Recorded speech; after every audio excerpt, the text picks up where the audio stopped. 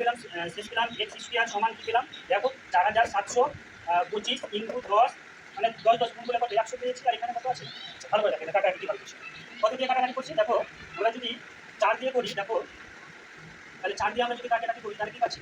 4 দিয়ে কত হবে 4 25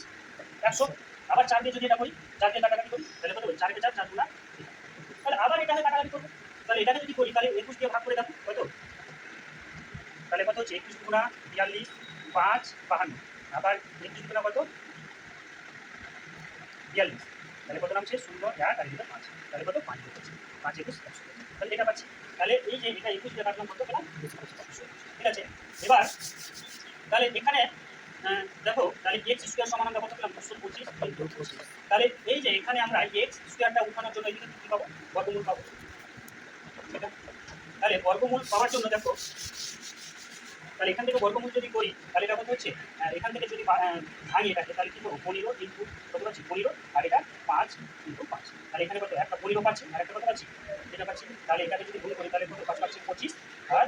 5 চলো এই যে x এর মানটা কত হচ্ছে x 21 টাকা হয়ে গেল এটা তাহলে এই যে 4 দিয়ে কাটাকাটি করছি 4 দিয়ে কত 4 25